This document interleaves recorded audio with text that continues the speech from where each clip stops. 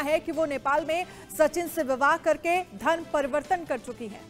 सीमा ने पाकिस्तान जाने से इनकार किया है। सीमा अकेली नहीं आई है, अपने साथ 4 बच्चों को भी लाई है। इधर सीमा का पूर्व पति गुलाम हैदर उसे वापस चाहता है। उसका कहना है कि उसका तलाक नहीं हुआ है, जबकि सीमा कह रही है कि गुलाम ने 2 बार उसे जुबानी तलाक दे दिया है। इन सब के बीच अब पाकिस्तान डाकू रानो शार ने सीमा को पाकिस्तान भेजने के लिए धमकी दी है। पाकिस्तान के इस डाकू को मिर्ची लग चुकी है।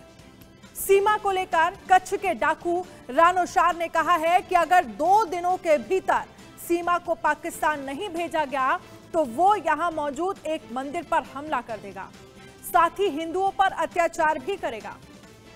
इधर सीमा किसी भी हाल में पाकिस्तान जाने को तैयार नहीं है।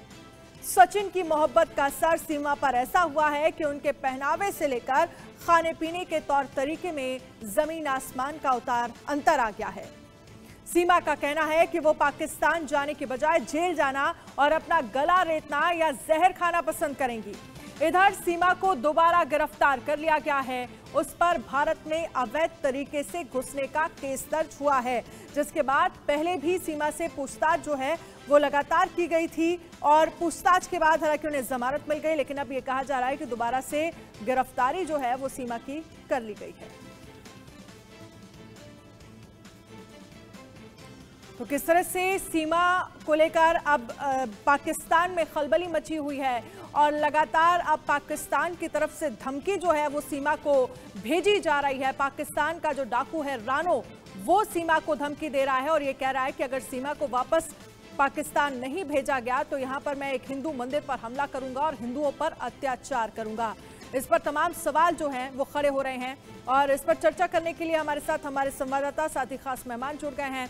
रजत कुमार हमारे साथ जुड़ गए हैं और साथ ही आफ्ताब मुगेरी वरिष्ठ पत्रकार पाकिस्तान से जुड़ गए हैं। लक्ष्मी नारायण IPS ऑफिसर हमारे साथ जुड़ गए हैं। अनिश श्रीवास्तव एडवोकेट हैं हमारे साथ जुड़ गए हैं और डॉक्टर HS रावत हिंदू धर्मगुरु भी हमारे साथ इस चर्चा में शामिल होने के लिए जुड़ गए हैं। लेकिन सबसे पहले रजत मैं आपके पास आ जाती हूं। इस पूरे मामले पर अभी फिलहाल क्या अपडेट है? क्या दोबारा से सीमा को गिरफ्तार किया गया है और अगर गिरफ्तार किया गया है तो गिरफ्तारी की वजह क्या नजर आ रही है और पूछताछ में अब तक क्या सामने निकल कर आया है?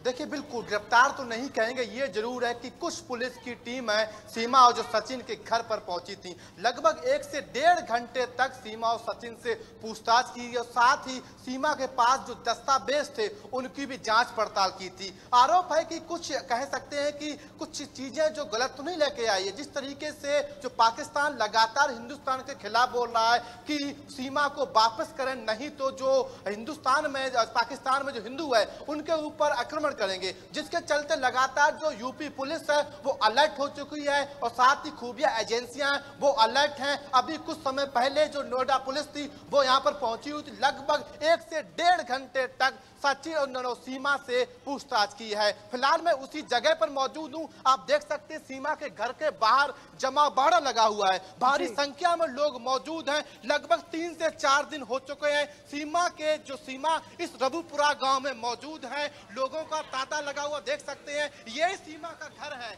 जो लोग खड़े हुए हैं ये सीमा इसके घर के अंदर मौजूद है, क्योंकि तमाम जो पुलिसकर्मी थे वो भी पूछताछ कर रहे थे और साथ ही कहें तो सीमा किस कारण से भारत में आई, क्या वाकई सीमा और सचिन का प्यार सच्चा है या कोई साजिश है। लेकिन अभी तक की जांच में ये साफ हुआ है कि सीमा के किसी भी गलत संगठन से ताल्लुकात नहीं है। ये जरूर है कि वो अवैध रूप से भारत में घुसी है, लेकिन पूछताछ में अभी तक किसी भी प्रकार कोई भी खुलासा है वो नहीं हुआ है। चलिए ठीक है रजत, आपके पास मैं आऊंगी। हालांकि रजत की तरफ से एक आ गया, सीमा की गिरफ्तारी नहीं हुई है, लेकिन सीमा और उनके पति के साथ लगभग 1.5 से 2 घंटे पुलिस ने पूछताछ की है। जो दस्तावेज उनके पास से निकले हैं उनको लेकर भी जांच की जा रही है। हालांकि अभी कुछ भी इस तरह के दस्तावेज और इस तरह की खबर सामने नहीं आई है कि किसी गलत संगठन से सीमा के रिश्ते हों, इसको लेकर पुलिस ने साफ किया है।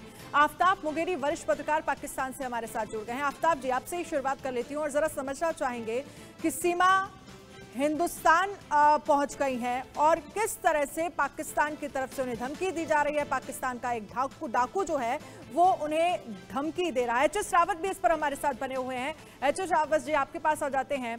पाकिस्तान से हिंदुस्तान तो पहुंच गई सीमा अपने प्यार को लेकर, लेकिन अब धमकी जो है वो पाकिस्तान की तरफ से उन्हें लगातार मिल रही है। आप कैसे देखते हैं इसे, और इसकी सबसे बड़ी वजह आप क्या मानते हैं कि आखिरकार क्यों इस तरह से सीमा पर दबाव बनाया जा रहा है, पाकिस्तान की तरफ से उन्हें धमकी आ रही है, पाकिस्तान का डाकू उनको धमकी दे रहा है? देखिए अनन्या जी, ये मामला प्यार का है और प्यार के मामले को प्यार से निपटा जा सकता है। अगर डाकू इस तरह की धमकी देंगे तो ये गलत है, और ये इस धमकी को तो हम हवा में उड़ाने वाले हैं।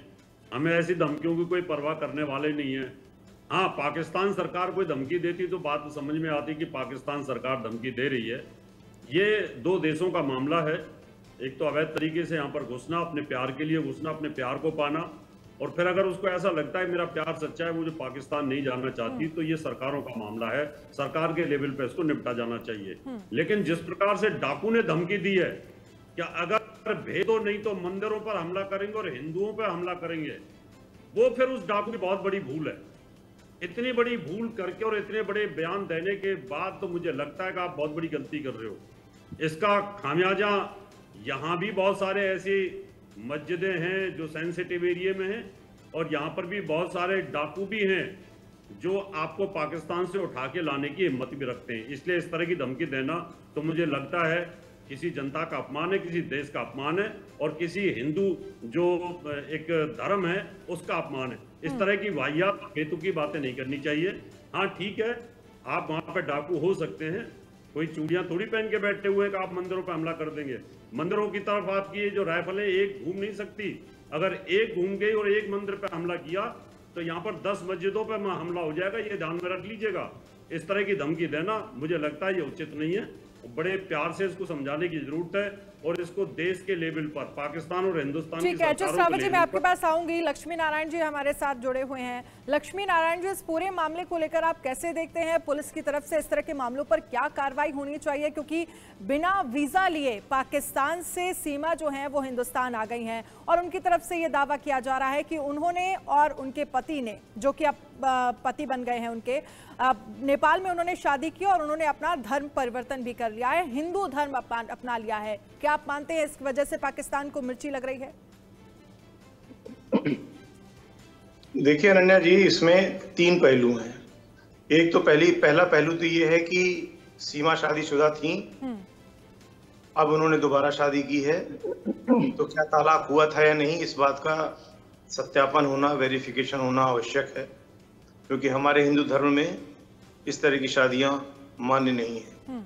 नंबर 2, वह अवैध रूप से भारत में आई हैं, तो या तो वो भारत सरकार से एसाइलम के लिए रिक्वेस्ट करें, और नहीं तो फिर उनको वापस भेज दिया जाना चाहिए। यहाँ पर कोई वो पॉलिटिकल एसाइलम नहीं है, वो पॉलिटिकल पीड़ित नहीं है, वो किसी प्रकार से पीड़ित नहीं है। वो चाहें तो जहां से आई हैं वहां जाएं, अन्यथा वो भारत सरकार से रिक्वेस्ट करें, और CAA के अंदर उनको यहाँ पर सिटीजनशिप भी प्रदान की जा सकती है। तीसरा पहलू, जो वहाँ के डाकू महोदय हैं, डाकू महोदय ने जो धमकी दी है, उस प्रकरण को भारत सरकार को पाकिस्तान सरकार से टेकअप करना चाहिए, और उनको ये बताना चाहिए पाकिस्तान को कि हर इंडिविजुअल पाकिस्तान की सरकार नहीं है, पाकिस्तान की सरकार ही डील कर सकती है ऐसे प्रकरणों को। तो वो उनको बताएं कि इस तरह की घटना होती है तो भारत इसका बहुत ही कड़ा विरोध करता है। प्रमुख रूप से ये 3 चीजें ही हैं। अब इसमें इतना जरूर है कि जो मानवीय पक्ष है कि शादी करके आई हैं और प्यार में जड़ी हुई हैं और क्या प्यार की बातें हैं, उन सब के बारे में मैं इतना ही कहना चाहूंगा कि कानून में प्यार का कोई जगह नहीं होती है। कानून में सिर्फ लीगलिटी चलती है, और हम लीगलिटी के आधार पर ही कार्रवाई कर सकते हैं। बिल्कुल, लीगली क्या कार्रवाई होनी चाहिए तो आने वाला वक्त बताएगा। लेकिन अनीश श्रीवास्तव एडवोकेट हमारे साथ जुड़ गए हैं।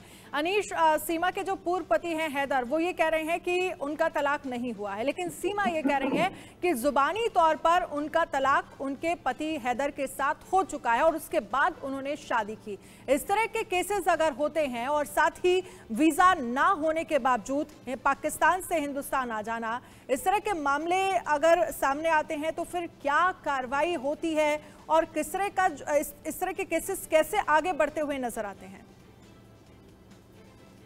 पहले तो थैंक यू, आपने मुझे अपॉर्चुनिटी दी, बुलाया। इसमें एक तो ये है कि वो नेपाल के थ्रू ये सीमा आई है यहाँ पे। पहले बात तो ये है कि हमारे सिक्योरिटी का मैटर है, किस तरह से वो अंदर आई, किस तरह से इंडिया में आ गई, ये तो अपने आप में एक सवाल है सुरक्षा को लेके। और दूसरी बात ये है कि वहाँ अब ये देखना पड़ेगा, वहाँ उन्होंने तलाक लिया अपने हस्बैंड से, नहीं लिया, वहाँ तलाक वो की उसकी मान्यता है या नहीं मान्यता है, लीगल उसका पहलू देखना पड़ेगा। अगर मान लीजिए वहाँ नहीं है, अगर वहाँ है भी और यहाँ इलीगली आए का अगर आ चुकी है ये, तो पहले उनको ये देखना पड़ेगा भारत सरकार उनको अलाउ करती कि नहीं करती है यहाँ इंडिया में रहने के लिए, भारत में रहने के लिए। तो सबसे लीगल इसमें कई पेच फंसे हुए हैं। पहला तो ये है कि वो यहाँ आई बिना परमिशन के और अवैध तरीके से।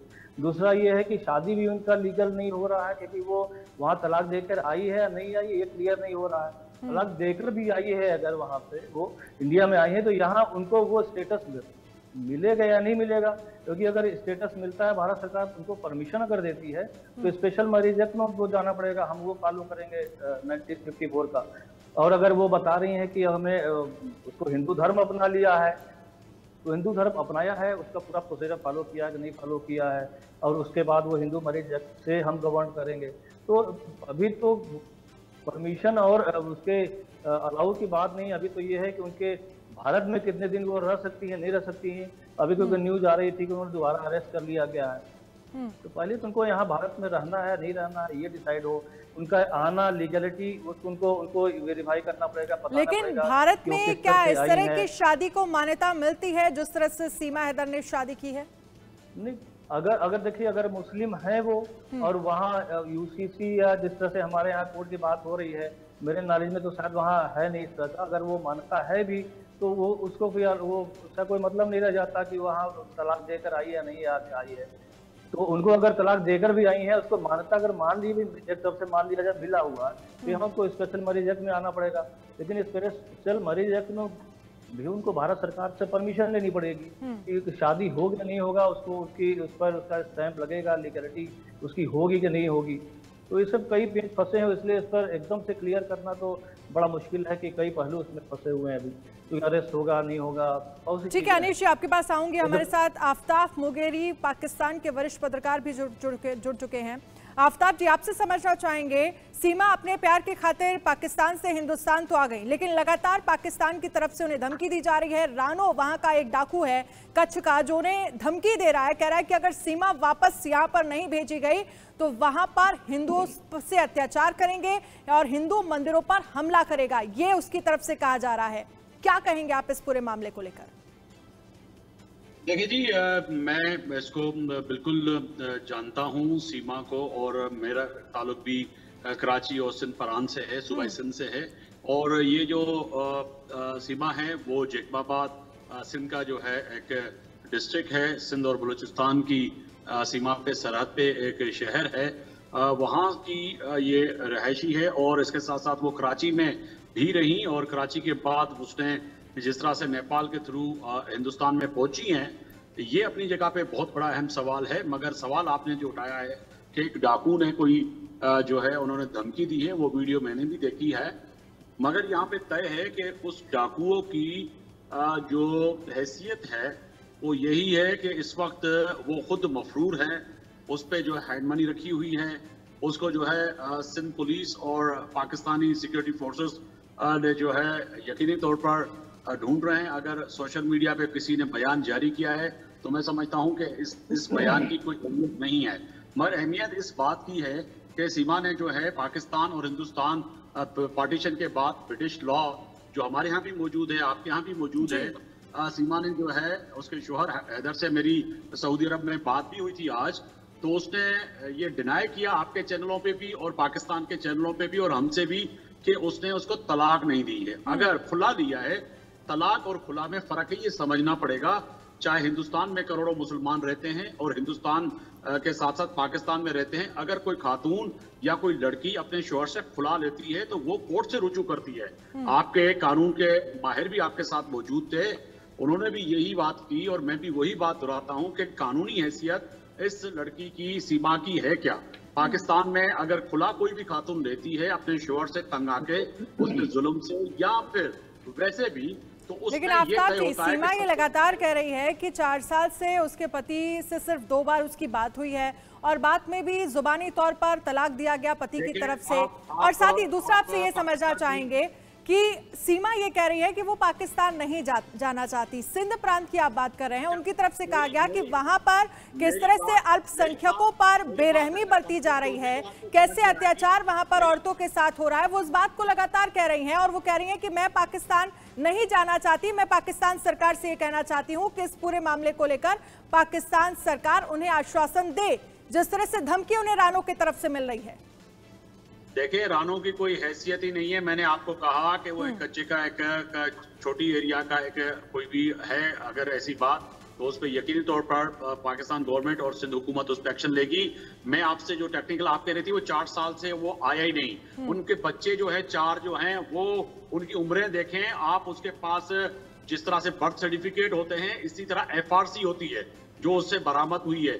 FRC में उनकी डेट ऑफ पैदाइश देखें, अगर उसका शोहर नहीं आया तो बच्चे कहां से पैदा हुए। सवाल तो यहाँ पे ये उठना चाहिए कि 4 बच्चे जो पैदा हुए उसके 4 साल से शोहर नहीं आया, तो वो बच्चे कहां से पैदा हुए। नंबर 1 बात। नंबर 2 जो मैं आपसे अर्ज करना चाह रहा था, जो आपने बीच में टोक लिया, वो बात ये थी कि पाकिस्तान में अगर खातून ने खुला नहीं ली तो खुला का तरीकेकार ये है कि वो कोर्ट में रुजू करती है। अगर कोर्ट उसको खुला दे देती है और खुला के बाद जो है वो यूसी में, और जो नेशनल आइडेंटिफिकेशन कार्ड होता है जिसको हम पाकिस्तान में NIC कहते हैं, जो उसके पास मौजूद है, उस पे भी जो है वो जाके 2 गवाह जो है वो फिंगरप्रिंट लगाते हैं, एक लड़के की तरफ एक लड़की की तरफ से, कि हाँ जी हम गवाह हैं, कोर्ट ने खुला किया है और ये जो है इनका खुला जो है तस्लीम किया जाए। और नादरा जो नेशनल आइडेंटिफिकेशन कार्ड होता है, जिस तरह हिंदुस्तान में आधार कार्ड है, उसके तहत उसके जो पासपोर्ट और NIC है उससे भी नाम हट जाता है गुलाम हैदर का, जो कि नहीं हटा। और उससे जो ट्रैवल डॉक्यूमेंट्स है, जो नेपाल उसने ट्रैवल किया है, नेपाल पे भी वो अपने शोहर के नाम पे पासपोर्ट पर आई है, FRC उसके पास मौजूद है, बर्थ सर्टिफिकेट मौजूद है, तो इससे तय हो गया कि उसकी खुला या तलाक नहीं हुई है। ठीक है, इस पर मैं अनीश जी को शामिल करना चाहूंगी, क्योंकि कानून के जानकार हैं, वो वकील हैं। अनीश जी, इस पर आप क्या कहेंगे? अगर इस तरह का बात कर रहे हैं कि पाकिस्तान में उनका तलाक जो है वो नहीं हुआ है, तो कितना ज्यादा अहमियत रखती है यहाँ पर सीमा ने जो शादी की है, नेपाल में जो शादी की है, और लीगली तौर पर अब क्या ऑप्शन बचते हैं सीमा के पास? पहले तो देखिए, वो जैसे मैंने पहले कहा, सीमा को पहले प्रूव करना पड़ेगा कि वो बार जो करे मैं तलाक लेके आई हूँ। हाँ। वो चाहे वो आफ्ताब साहब कह रहे हैं कि वो शायद खुला है तलाक है या वो किसी और तरीके का है, तो पहले तो उनको प्रूव करना पड़ेगा, वो भी डॉक्यूमेंट से, क्योंकि ये देखिए कानूनी मामला है और बाहर का मामला है, विदेशी महिला है, तो पहले उनको प्रूव करना पड़ेगा कि हम बाहर से वास्तव में तलाक लेकर आए हैं, और उस तलाक का हमारे भारत में कितना उसकी वैल्यू है, लीगल उसकी आइडेंटिटी या एस्पेक्ट कितना है, मजबूती कितना, ये भी बताना पड़ेगा।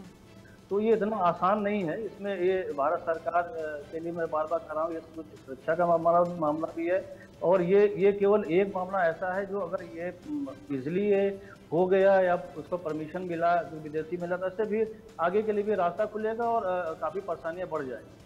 तो मुझे लगता है कि अभी इसमें काफी सोच विचार की जरूरत है। हाँ। और इसको भारत सरकार, ठीक है अनीश जी, आपके पास मैं आऊंगी। HS रावत जी हमारे साथ हैं, हिंदू धर्मगुरु हैं। HS रावत जी, पाकिस्तान से अपने प्यार की खातिर हिंदुस्तान तो पहुंच गई सीमा, लेकिन क्या पाकिस्तान को मिर्ची लग रही है सीमा के पहनावे को देखकर, सीमा के धर्म परिवर्तन को देखकर? और सीमा लगातार हिंदू धर्म को लेकर तारीफ करती नजर आ रही है। दूसरी तरफ वो कह रही है कि पाकिस्तान में कैसे अल्पसंख्यकों के साथ बेरहमी बरती जाती है, कैसे उन पर अत्याचार किया जाता है। हालांकि पाकिस्तान की तरफ से मानवाधिकार की जो रिपोर्ट आई है उसमें भी इस बात का जिक्र किया गया है। ये तो सत्य है अनन्या जी कि वहां पर जो हिंदू धर्म के जो लोग हैं, माइनॉरिटी में, उन पर अत्याचार होता है, ये सच है। लेकिन यहाँ पर आने के बाद जिस प्रकार से सीमा हैदर यहाँ पर आई और उसने धर्म परिवर्तन कर लिया है, धर्म परिवर्तन करने के बाद में हिंदू धर्म को उसको मान्यता उसने ले ली है और यहाँ उसने शादी कर ली है। अगर यहाँ शादी करने की उसके पास में कोई सर्टिफिकेट है, किसी मंदिर में की है, तो मुझे लगता है फिर यहाँ पर जो हिंदू लॉ हैं वो वहाँ पर लागू होंगे और उसके हिसाब से फिर भारत सरकार को संज्ञान लेना होगा कि उनकी शादी को वैलिड माना जाए और वो पाकिस्तान नहीं जाना चाहती है तो ना जाए। फिर उनको उनका दायित्व हिंदू धर्म के अनुसार उनके नियमों के हिसाब से दायित्व बन जाता है कि उसकी सुरक्षा देना, सरकार को उसकी सुरक्षा देना और जो नेगेटिव एलिमेंट है उनसे रक्षा करना बन जाता है। लेकिन अगर इसमें पाकिस्तान सरकार इंटरफेयर करती है फिर हमारी भारत सरकार को भी देखना होगा।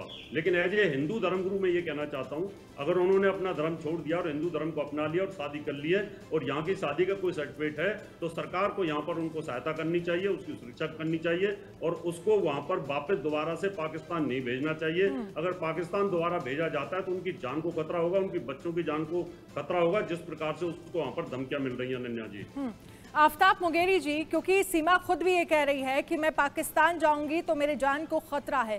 वो लगातार प्रधानमंत्री नरेंद्र मोदी से गुहार लगा रही हैं, उत्तर प्रदेश के सीएम योगी आदित्यनाथ से गुहार लगा रही हैं और उनकी तरफ से कहा जा रहा है कि मुझे पाकिस्तान ना भेजा जाए। और वो कह रही हैं कि जहां पर मैं रहती हूं, जिस प्रांत हिंद प्रांत में मैं रहती हूं, उसका वो जिक्र कर रही हैं, वहां पर अल्पसंख्यकों के साथ किस तरह से बदसलूकी की जाती है, महिलाओं के साथ किस तरह से दुर्व्यवहार किया जाता है, इस बात को लेकर वो लगातार जिक्र कर रही हैं। और दूसरी तरफ पाकिस्तान को क्या मिर्ची लग रही है, सीमा यहाँ पर खुश है और लगातार हिंदू धर्म की तारीफ वो कर रही हैं और कैसे उनकी तरफ से कहा जा रहा है कि मैं अब पाकिस्तान जाने वाली नहीं है, मुझे यहीं रहना है। पाकिस्तान का जो मिर्ची का लगने का मकसद आप जो बात कर रही हैं, हमें कोई मिर्ची नहीं लग रही, हमें तो मिठाइयाँ बांटनी चाहिए कि आप करोड़ों हिंदुस्तानियों के टैक्स जो आपसे सबसे कलेक्ट करके इतनी बड़ी सेना जो है बीएसएफ के जवानों को, फौज को आपने सीमाओं पे खड़ा किया है, जो आज एक पाकिस्तान की एक आम खातून ने आपका पोल खोल दिया कि आपकी फौज का, आपकी सेना का ये हाल है कि एक खातून 4 बच्चे लेकर हिंदुस्तान के शहर यानी कि सबसे बड़े शहर जो है दिल्ली और उसके जो है 7 के एरिया में पहुंच गए और कितने दिनों से वो रह रही थी। आपकी सिक्योरिटी एजेंसियां वो भंग पी के सोई रही हुई थी, ये पता नहीं, मुझे समझ में नहीं आ रहा। तो हमें तो कोई मिर्ची इस वक्त नहीं लग रही है। नंबर 1, जिस प्रांत की आप बात करिए, इस वक्त मैं उस प्रांत के कैपिटल कराची में मौजूद हूँ और आपसे बात कर रहा हूँ। सबसे ज्यादा प्रांत में 5700 से करीब जो है मंदिर जो है ना इस सूबे में, सबसे ज्यादा हिंदू यहाँ रहते हैं और सबको आजादी है। मेरे साथ बचपन में पढ़ने वाला प्रकाश और मेरा आज भी कोऑर्डिनेटर जो है वो शंकर है।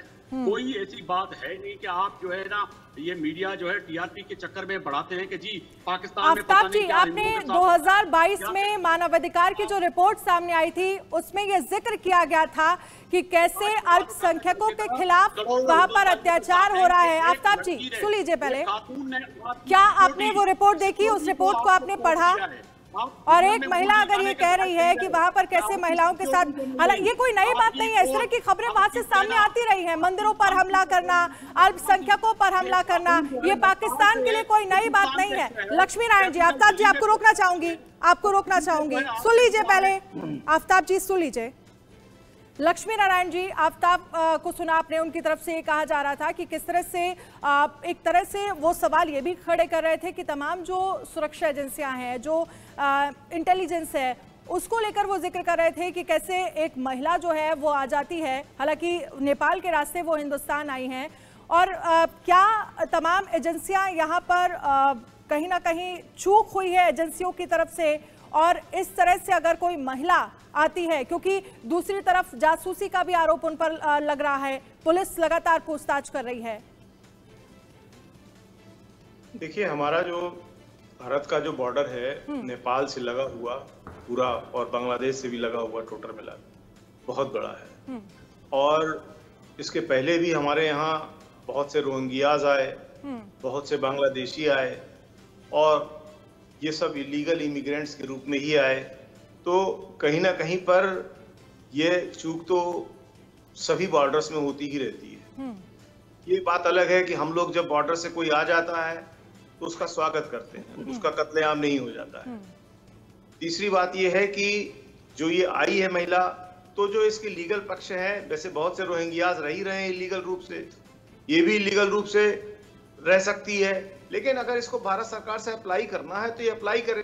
लेकिन सबसे पहला बिंदु तो ये है कि ये शादी क्या लीगल है या इलीगल है। यदि तलाक नहीं हुआ है, जैसा कि आफ्ताब जी भी कह रहे थे कि तलाक नहीं हुआ है, तो मेरे ख्याल से फिर एक शादीशुदा महिला से हमारे हिंदू धर्म में शादी करने का कोई प्राविधान नहीं है। और मुस्लिम धर्म में भी नहीं है, हिंदू धर्म में भी नहीं है, मुस्लिम धर्म में भी नहीं है। ठीक है, आपके पास में आऊंगी, एक बार लक्ष्मी नारायण जी को अपनी बात पूरी करनी थी, और अगर उसका तलाक हुआ है, मान लीजिए अगर वो सिद्ध कर पाती है तो अगर वो शादी करने के लिए बिल्कुल फ्री है, और शादी करने के बाद वो फिर भारत में अपना असाइलम ढूंढ सकती है, वो अप्लाई कर सकती है। CAA के अंदर फिर उसको जो है सिटीजनशिप भी प्रदान की जा सकती है। लेकिन ये सब चीजों की बड़ी लंबी प्रक्रिया है और ये पूरी चीज जांच परख करके ही होना चाहिए, क्योंकि इसमें खतरे भी बहुत है। पता नहीं अभी इसके क्या मन में है या क्या इसका अल्टीरियर मोटिव आ जाए बाद में, आपको पता नहीं है अभी, ना हमको पता है। इसलिए इसको बहुत ही सोच समझ करके, इसका पूरा प्रेसिडेंट निकाल करके, हर तरह से हर पहलू पे विचार करने को उपरांत ही भारत सरकार को निर्णय लेना चाहिए। रही बात कि इसमें हिंदुओं पर पाकिस्तान में अत्याचार हो रहा है कि नहीं हो रहा है, तो मैं बस एक छोटा सा ये आंकड़ा रखूंगा कि 1947 में हिंदुओं की आबादी अप्रॉक्सीमेटली 14% थी पाकिस्तान में, आज 2% से कम बची है। ये अत्याचार हो रहा है कि नहीं हो रहा है, ये खुद ही तय कर लिया। ठीक है, ठीक है, आफ्ताब जी जवाब दीजिए। लक्ष्मी नारायण जी को आपने सुना और उन्होंने जिक्र करा, क्योंकि आप कह रहे हैं कि अत्याचार नहीं हो रहा है। आपके देश से एक महिला भारत आई है और इस बात का जिक्र कर रही है कि महिलाओं के साथ कैसे वहां पर बदसलूकी होती है। देखें, अगर बात करें तो आपके हिंदुस्तान के मुख्तलिफ स्टेट की मैं अभी आपको खबरें निकाल के देता हूं कि आज कितनी महिलाओं के साथ जो है रेप केसेस हैं। दिल्ली के अंदर रेप केसेस कितने हुए हैं, गुजरात में मुसलमानों को दंगों में कितना मारा गया। मुझे ये मत बताइए कि भारत में क्या हो रहा है, आप मुझे ये मत बताइए, आप ये बताइए कि पाकिस्तान में अल्पसंख्यकों के साथ बदसलूकी हो रही है या नहीं। सुनने का हौसला करें, सुनने का हौसला करें। दलितों के साथ क्या होता है, वहां पर मुसलमानों के साथ क्या होता है। नरेंद्र मोदी वो आपके वजीर आजम है जिनको अमेरिका कल तक वीजा नहीं देता था। आफ्ताब जी, आज आप 14% अल्पसंख्यक थे, अब 2% बचे। क्यों? जिम्मेदार कौन है इसके लिए? क्या वहाँ की सरकार जिम्मेदार नहीं है इसके लिए? मीडिया रिपोर्ट के अलावा आंकड़ों की बात कर रही है। मैंने कहा ना कि आंकड़ों की बात कर रहा हूँ कि आंकड़े जो है 14% थे पॉपुलेशन, आज 2% से कम है। बस इसका उत्तर देना चाहिए। सबसे ज्यादा हिंदू सुबह सिंध में रहते हैं और इधर जो है जम्मू कश्मीर में किस प्रकार से आप आतंकवादी भेजते रहे, किस प्रकार से उनको फंडिंग करते रहे और वहां पर हिंदू बीन करके रख दिया। वो क्या इंसान नहीं थे? वो इंसान नहीं थे। एक ही चीज रोते हो हमेशा कि मुसलमानों के साथ अत्याचार हो रहा है, मुसलमानों के अत्याचार हो रहा है। अरे आप मुसलमानों को रोको ना कि आतंकवादी क्यों बनते हैं। अरे आज अपनी सुरक्षा बल बढ़ाएं। आज तो ये बंदी आई है, कल को खुदा ना खास्ता कोई बंदा और घुस जाएगा नेपाल से। अरे जब तो आपके ऊपर स्ट्राइक होती है तो आप चिल्लाते हो। अरे ये तो हिंदुस्तान की बदौलत हमने ये हिंदुस्तान की शराफती, हिंदुस्तान की शराफती आपको लाहौर तक झंडा फहरा के छोड़ दिया। ये हिंदुस्तान की शराफती। आप हिंदुस्तान के रहमो करमों पे जी रहे हो। आप क्या बोलते हो? आप अपनी गलतियां देखो पहले। क्या आपने जम्मू कश्मीर में क्या बीज बोया था और आपने 3-4 जम्मू कश्मीर के अंदर चारों में आपको मुंह की खानी पड़ी थी। आज यासीन आजाद को आप कह रहे हो कि हिंदुस्तान में ये हो रहा है, हिंदुस्तान में वो हो रहा है, तो सरेआम आप जाकर के वहाँ मस्जिदों को तोड़ने लग रहे हो। आप सरेआम उनकी मस्जिदों में आग लगाते हो, शियाओं के साथ में आप अत्याचार करते हो। आपको वो अत्याचार दिखाई नहीं देता। ये जवाब दे दें मुझे, करोड़ों हिंदुस्तानियों को दे दें। यासीन आजाद को जेल में क्यों रखा है? वो आतंकवादी है। सरेआम आप मंदिरों में आग लगा रहे हो, सरेआम आतंकवादी ट्रेनिंग कैंप कर रहे हो। दाऊद इब्राहिम को आप अपना वहां पर मेहमान बना के बैठे हुए हो। आतंकवादियों को जो दिल्ली जो बम्बई विस्फोटों का मास्टरमाइंड है उसको छिपा के बैठे हुए हो। बीच आप बोलते हो, हिंदुस्तान पे आरोप लगाते हो और फिर मुस्कुरा रहे हो। आफ्ताब मोगेरी जी, डॉक्टर एच.एस. रावत को भी आपने सुना, लक्ष्मी नारायण को भी आपने सुना। उनकी तरफ से ये कहा जा रहा है ये तो हमारी शराफत है कि कोई अगर आया है तो हमने उसका स्वागत किया है, उसको जान से नहीं मार दिया है। यह स्थितियां पाकिस्तान में होती हैं। देखिए, बात ये है कि कोई शराफत से आया है पूरे वर्ल्ड में, आप उस पे करें, उससे पूछें कि शराफत से जो आई है बंदी, ये हिंदुस्तान को, आज ये मेरे लफ्ज याद रखिएगा, हिंदुस्तान का मीडिया ये रिकॉर्ड पे रखिएगा और ये इसको चलाइएगा। नहीं चलाएंगे तो मैं अपने शो में चलाऊंगा। ये सबसे ज्यादा रुस्वा वाला केस बनेगा हिंदुस्तान सरकार के लिए, इस लड़की का। ये आप रखिएगा याद, सबसे ज्यादा। आप चला लेना। ठीक है, एच.एस. रावत जी बोलिए, इस पर बोलिए। चलाओ तो मुझे भी बुला लेना एक बार।